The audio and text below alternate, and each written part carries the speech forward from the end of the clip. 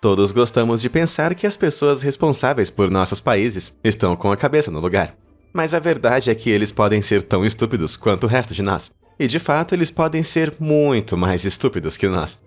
De golpes políticos à venda de material nuclear para quem pedir, a renas brilhantes exigidas pelo Estado.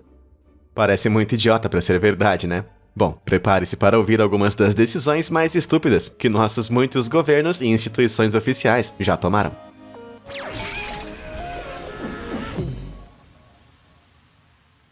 Soldados da NASCAR. A Guarda Nacional dos Estados Unidos está sempre à procura de jovens empreendedores para se juntarem às suas forças. Eles estavam tão ansiosos por novos recrutas que a Guarda Nacional fez parceria com a NASCAR em 2011, espalhando sua iconografia por todos os carros e patrocinando grandes eventos. Com certeza fazia sentido. Afinal, as corridas de alta octanagem da NASCAR estavam atraindo até 15,6 milhões de espectadores na época. Durante um período de 3 anos, a Guarda Nacional gastou fenomenais 88 milhões de dólares do dinheiro de seus contribuintes em seu acordo de patrocínio com a NASCAR. E a publicidade também valeu a pena. Apenas em 2012, a Guarda Nacional recebeu 24.800 inscrições por meio desse patrocínio. Caramba! Isso realmente é muito bom, especialmente considerando que sua meta de recrutamento anual é de apenas 50 mil inscrições. Mas a Guarda Nacional não havia realmente pensado nessa parceria. Dos 24.800 pedidos, apenas 20 deles atenderam aos requisitos da Guarda Nacional. E dessas 20 pessoas, nenhuma delas acabou se juntando no final. Embora a Guarda Nacional nunca tenha explicado exatamente por que tão poucos desses candidatos não eram elegíveis para servir, eu acho que encontrei a resposta. Embora os dados de 2012 não estejam disponíveis, de acordo com a estatista, a idade média de um espectador da NASA em 2016 era de 58 anos. Isso significava que a Guarda Nacional gastou 88 milhões de dólares em impostos visando pessoas que eram, em média, 23 anos mais velhas do que o máximo de idade de inscrição de 35 anos. Parece que essa lógica de recrutamento atingiu um beco sem saída. Problemas canadenses. O Canadá, o país conhecido por seu hockey, xarope de bordo, acidentalmente cobrando milhões de dólares de pessoas aleatórias, e o Conselho de Turismo com certeza não fica muito empolgado com esse último. Veja bem, Irving LaRoe e sua esposa Jill Moore administravam um parque de trailers bem-sucedido na Colômbia Britânica. Em 1996, o negócio de LaRoe passou por uma auditoria de rotina pela Agência de Receita do Canadá, ou CRA para abreviar, quando um pequeno imprevisto aconteceu. Em vez de colocar todos os recibos documentos importantes de LaRoe em uma única pasta, eles os colocaram diretamente em um triturador. Um erro fácil de cometer, não é? Uma pasta e um triturador. Eles são muito parecidos, não é mesmo? E para piorar ainda mais as coisas, a CRA simplesmente se recusou a admitir esse erro, ou dar a LaRoe o benefício da dúvida. Como eles haviam triturado todas as suas receitas e despesas, agora parecia que LaRoe e sua esposa deviam ao governo incríveis 640 mil dólares canadenses, que depois de aplicar os juros, ficou mais perto de $1 milhão. Essa era uma quantia obscena de dinheiro para pagar pelo erro de outra pessoa. Então, os dois levaram a questão ao tribunal. Em 2005, depois de gastar centenas de milhares de dólares de impostos em custos legais em uma dura batalha, eventualmente, a CRA relutante desistiu da batalha legal e anulou a dívida.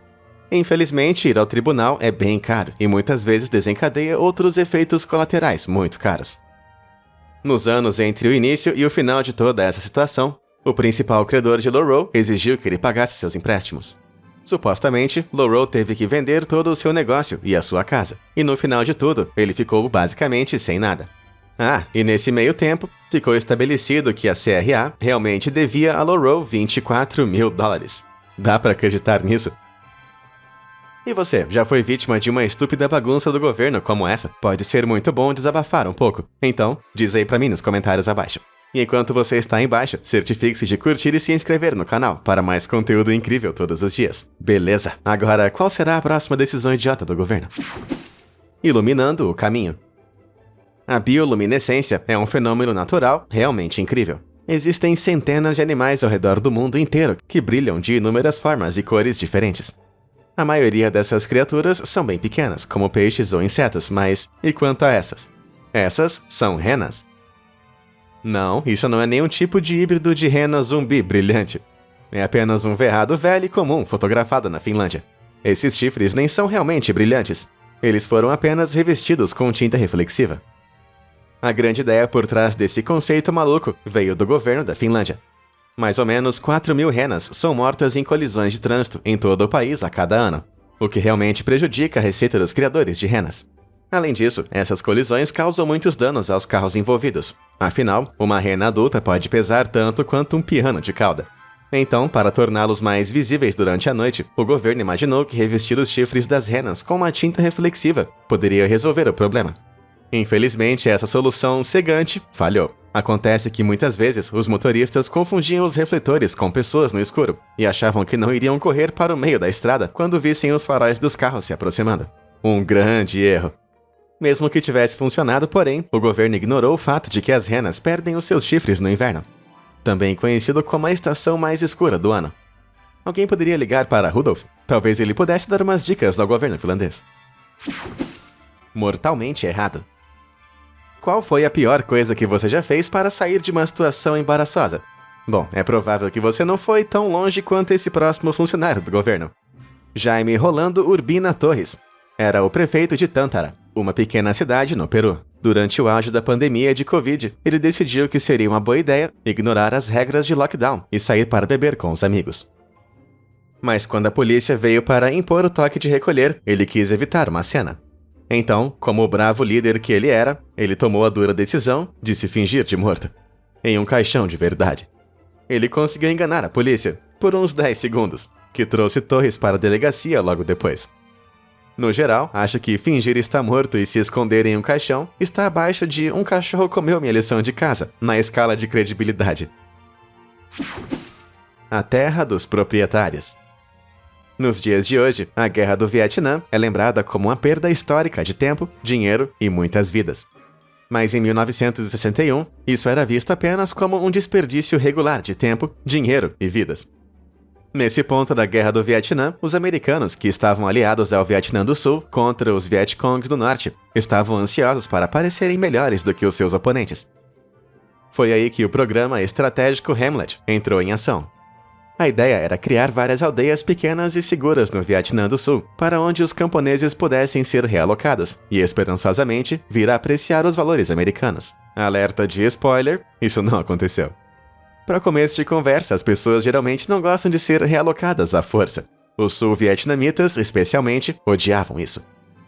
A história e o patrimônio eram grandes partes de sua cultura, e para muitos aldeões era agonizante ter que deixar a terra, onde suas famílias trabalharam por gerações, assim como seus túmulos familiares. Mas pelo menos as aldeias eram boas, não é mesmo? Ah, meu amigo. Muitas das aldeias estavam em locais horríveis e áridos que não podiam ser cultivados, e não tinham árvores para fornecer nenhum tipo de sombra. Para piorar a situação, muitas dessas aldeias estavam superlotadas. Alguns relatórios indicam que as aldeias inicialmente construídas para abrigar 6.000 pessoas acabaram abrigando 14.000.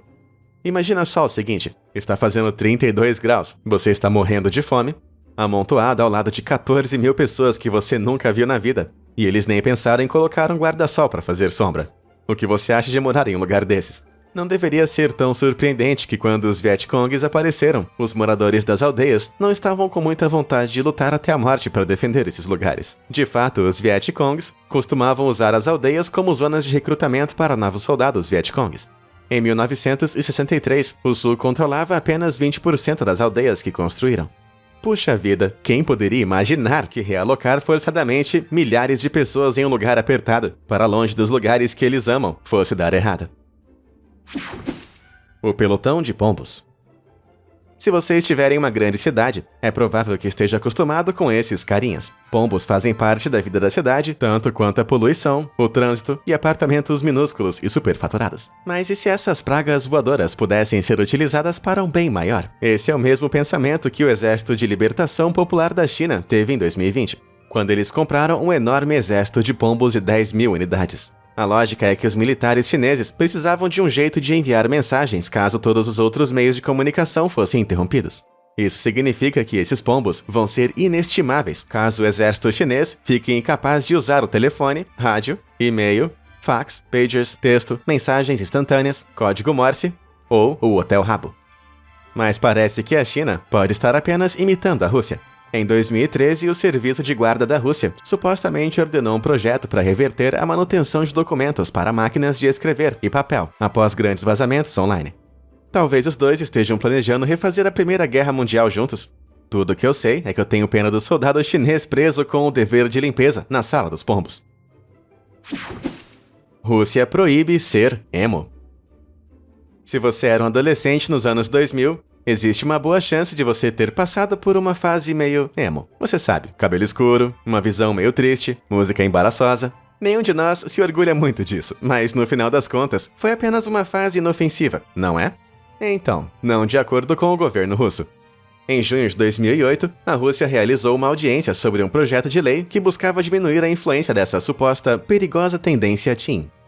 Esse projeto de lei, que foi chamado de Estratégia do Governo na Esfera da Educação Espiritual e Ética, simplesmente buscava banir a moda emo e gótica de escolas e prédios governamentais, assim como a regulamentação de websites emos. O raciocínio deles era que o estilo de vida emo promovia a automutilação, e eles queriam que adolescentes nem mesmo pensassem em tirar suas vidas. Um dos redatores do projeto disse que o objetivo era garantir que até 2020, Moscou vai ter alguém para governar o seu governo. Eu imagino quantas crianças a Rússia achava que estava perdendo para essa pandemia emo. Mas havia um grande e óbvio problema com esse projeto de lei. Não existe um jeito melhor de fazer alguma coisa parecer bem atraente para adolescentes do que ter o governo dizendo a eles para não fazerem isso. E então, em 19 de julho, uma verdadeira parada emo marchou através da cidade de Krasnoyarsk para protestar contra o projeto.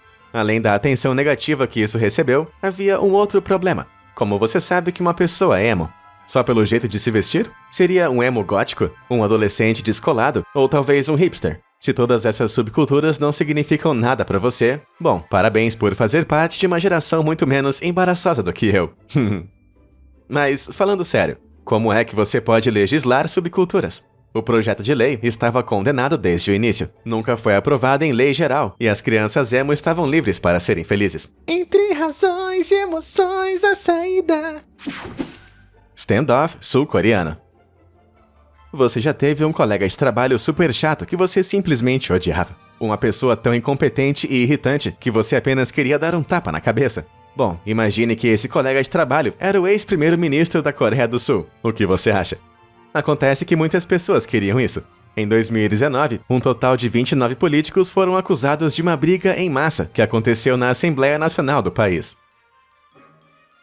E se você acha que essa foi uma breve sessão de empurra-empurra, pense mais uma vez. O incidente deixou o legislador Chai Yi-bai e 4 de seus assessores presos em seu escritório por 6 horas, depois que membros do Partido da Liberdade da Coreia bloquearam sua porta com um sofá. A briga aparentemente era sobre um novo projeto de lei que reformaria o sistema de votação na Coreia do Sul, dando mais voz a partidos menores. Ou, em outras palavras, daria a partidos maiores como Liberty Coreia menos poder de decisão. Essa não foi uma boa aparência para Liberty Coreia, especialmente depois que seu líder anterior e presidente da Coreia do Sul foi destituído em 2017, devido a acusações de corrupção e algumas conexões com um certo culto. Contrate uma equipe de relações públicas, pessoal.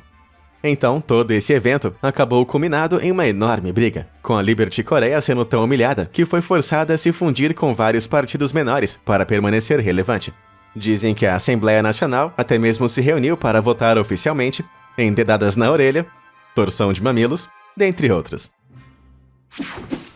Elefante na sala. Os elefantes realmente são animais muito incríveis. Eles são fortes, inteligentes, vivem muito tempo e têm ótimas memórias. O exército dos Estados Unidos analisou esses fatos e chegou a uma conclusão óbvia. Eles achavam que esses animais deveriam fazer parte do esquadrão antibomba. É isso mesmo. Em 2015, o exército dos Estados Unidos fez parceria com uma reserva sul-africana para descobrir se os elefantes realmente seriam animais farejadores de bombas eficazes. Embora com certeza é verdade que elefantes têm um ótimo olfato e que cães e gatos foram usados para farejar bombas no passado, existe uma pequena diferença muito importante entre esses animais. Elefantes africanos podem pesar até 7 toneladas. Isso é mais pesado do que 5 carros. Você realmente gostaria de ter um bicho desse tamanho em um aeroporto? Ou num campo minado? Imagine o quão curto The Hurt Locker teria sido se Jeremy Renner pesasse até 5 carros. Segundo as palavras do próprio exército, o verdadeiro objetivo de financiar esse estranho empreendimento não é para enviar menos unidades de descarte de bombas de paquiderme para o campo, e sim para tentar descobrir como elefantes podem farejar bombas de forma tão eficaz. Pessoalmente, eu acho que isso prova que, se você deseja que sua pesquisa seja financiada, convença os militares de que podem usá-la como arma. Quem é o chefe? Em agosto de 2002, uma série de acidentes trágicos causaram o colapso da ponte I-40 em Oklahoma.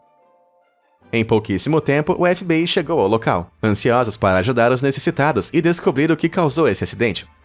Assumindo o comando foi um capitão do exército assertivo, o capitão William James Clark. Ele deu ordens ao FBI, dizendo a eles para onde ir e o que fazer, além de requisitar suprimentos de lojas locais para um esforço de socorro. Isso tudo teria sido muito nobre, se não fosse uma completa bobagem. William James Clark não era capitão de exército nenhum. Ele era apenas um cara com a fantasia de camuflagem barata. Você pensaria que tentar se safar disso sob os olhos atentos do FBI seria a jogada mais idiota da história. Mas foi o FBI que realmente estragou tudo.